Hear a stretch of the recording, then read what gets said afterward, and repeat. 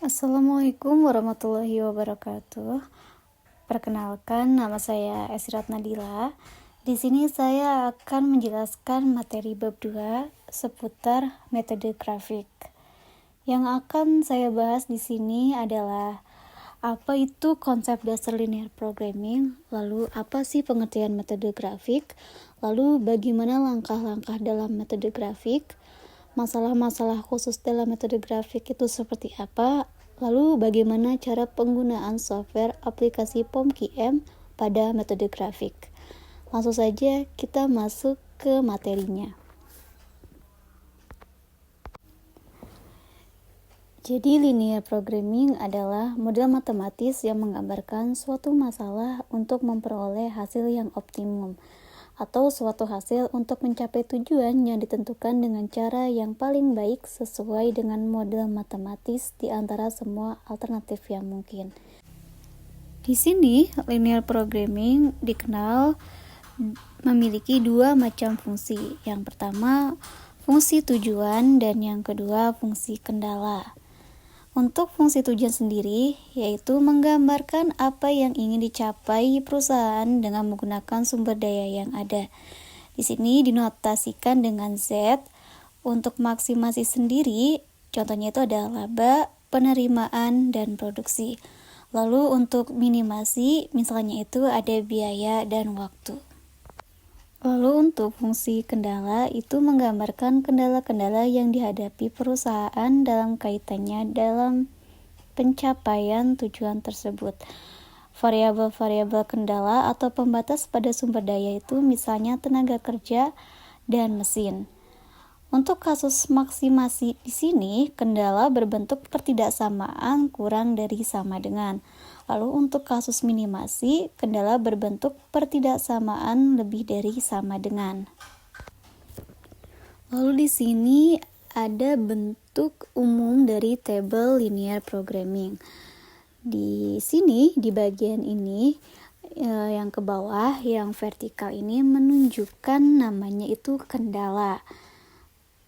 Lalu untuk yang horizontal, yang ke samping, ini menunjukkan kegiatan-kegiatannya.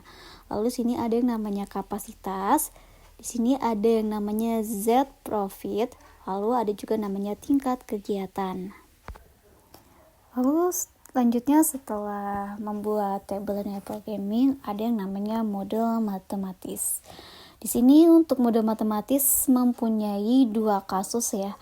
Yang pertama ada kasus maksimasi dan kasus minimasi. Untuk kasus maksimasi sendiri ini adalah memaksimumkan. Nah, untuk Z-nya seperti ini. Lalu sini ada kendala 1 dan kendala 2 atau mengikuti soalnya. Jadi untuk maksimasi di sini pertidaksamanya kurang dari sama dengan. Lalu sini juga ada yang namanya syarat. Untuk syarat sendiri pertidaksamanya lebih dari sama dengan 0.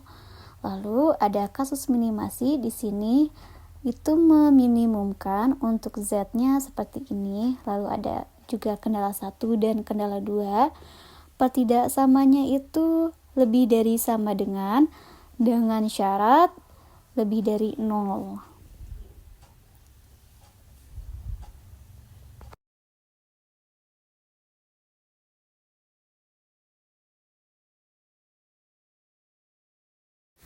Langsung saja kita masuk ke metode grafik. Apa sih itu metode grafik? Metode grafik adalah salah satu metode yang dapat digunakan untuk memecahkan permasalahan linear programming. Metode ini hanya menggunakan maksimal 2 variabel keputusan. Untuk alur metode grafik ini, yang pertama itu kita mulai dengan identifikasi tujuan dan kendala. Lalu selanjutnya memformulasikan dalam model matematis, lalu menentukan daerah layak dan titik koordinatnya seperti pada gambar ini, lalu memilih variabel keputusan, dan yang terakhir menentukan nilai optimumnya. Untuk lebih jelasnya langsung saja kita masuk ke contoh soal ya. Jadi untuk contoh soalnya saya mengambil di nomor 1B, yaitu maksimumkan Z sama dengan 600A ditambah 325B dengan kendala A tambah 12B kurang dari 720 dan kendala yang kedua B kurang dari 50 dengan syarat AB lebih besar dari 0. Oke, langsung saja kita menjawab soal ini. Yang pertama, kita identifikasikan dulu kendala 1 dan kendala 2-nya. Nah, untuk soal tadi, kendala yang pertama adalah A ditambah 12B kurang dari 720. Kita selesaikan di kendala yang pertama dulu. Yang pertama, persamaan ini ketidaksamaan ini kita rubah ke persamaan. Jadi A ditambah 12B sama dengan 720. Lalu kita cari titik potongnya dengan jika permisalan ya, jika A sama dengan 0, maka A ini kita rubah ke 0, hanya 0 ditambah 12B sama dengan 720. Di sini 12B, lalu 12B sama dengan 720, maka B sama dengan 60. Dari hasil 720 dibagi 12, maka titik potongnya adalah 0,60 karena A-nya di sini adalah 0. Lalu kita hitung juga jika B sama dengan 0, maka di sini A ditambah 12 dikali 0, karena ini kan B ya, sama dengan 720. Maka di sini A sama dengan 720. Jadi titik poinnya untuk yang ini adalah 720,0. Lalu sekarang kita ke kendala 2. Kendala 2 itu B kurang dari 50, maka kita rubah ke persamaan, langsung B sama dengan 50. Setelah kita mendapatkan titik poin 0,60, lalu 720,0, lalu B sama dengan 50, maka kita selanjutnya adalah membuat grafiknya dari titik tadi ya. Yang pertama itu ada 0,60. Di sini 0,60, maka kita tulis di sebelah sini 60, lalu 700,0, maka kita hitung di sebelah sini. Habis itu kita tarik garis dari 60 ke 720 menjadi kendala 1.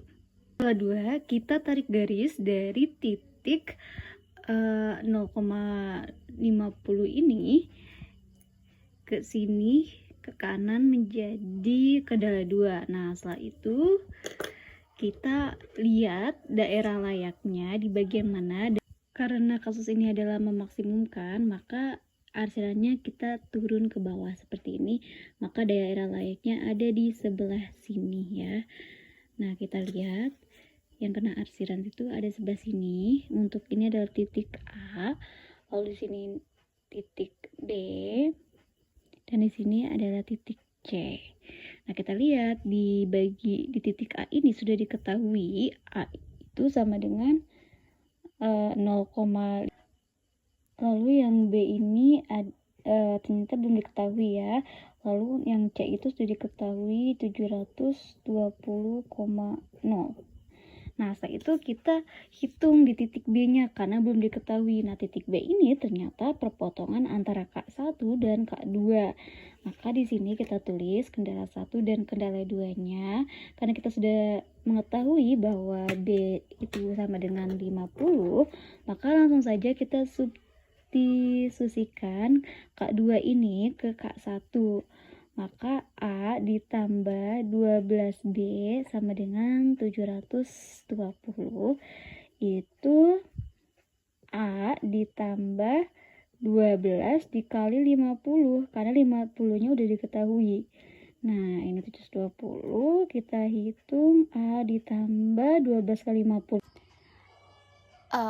Mohon maaf ternyata tadi nggak ke record ya, jadi saya lanjut jelasin lagi dengan sudah ada tulisannya. Jadi tadi 12 dikali 50 hasilnya adalah 600, jadi 720, maka di sini A 720 dikurangi 600 karena 600-nya adalah pindah tempat di sini, pindah ruas, maka langsung dikurangin aja. 720 dikurangi 600 adalah 120. Karena titik B sudah diketahui 50, jadi untuk titik B kecil ini titik fotonya adalah 120,50. Nah, setelah kita sudah mendapatkan titik-titik variabelnya semua sudah diketahui, maka kita selanjutnya adalah berhitung titik variabelnya untuk mencari nilai optimumnya dengan rumus Z sama dengan 600A ditambah 325B. Titik A di sini 0,50, maka 600 dikali A-nya 0, 325 dikali B dengan nilai 50.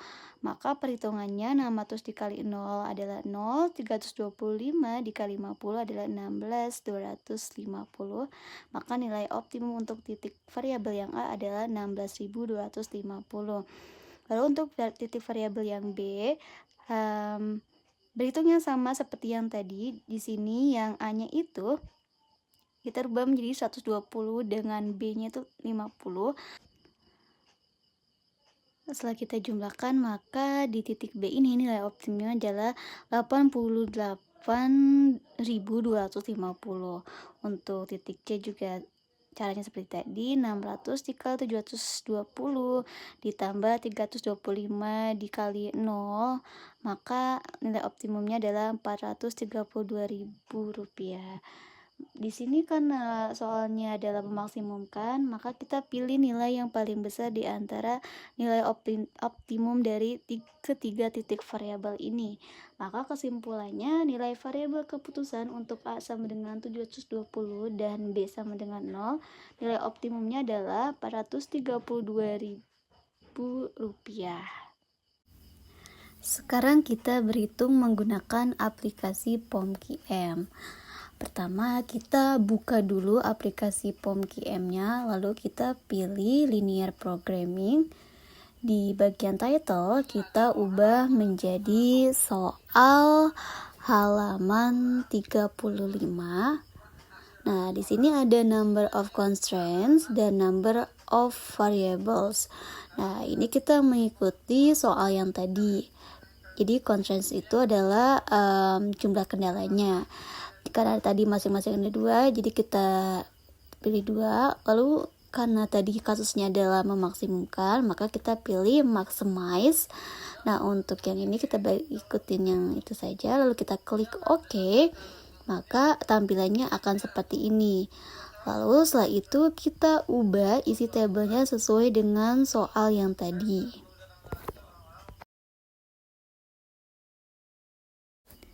Nah, sekarang sudah diisi sesuai soal. Lalu setelah itu kita klik yang solve. Nah, maka akan muncul seperti ini. Nah, di sini ada solutionnya, dan solutionnya itu 720,0 dengan nilai optimumnya 432.000. Jadi sesuai sama yang kita hitung secara manual tadi ya. Lalu kita juga bisa di sini melihat bagian grafiknya ya. Kita lihat bagian grafik, dan grafiknya seperti ini, seperti yang tadi kita hitung menggunakan manual. Biasanya sama ya. Dan cukup sekian untuk penjelasan materi bab 2 mengenai metode grafik. Wassalamualaikum warahmatullahi wabarakatuh.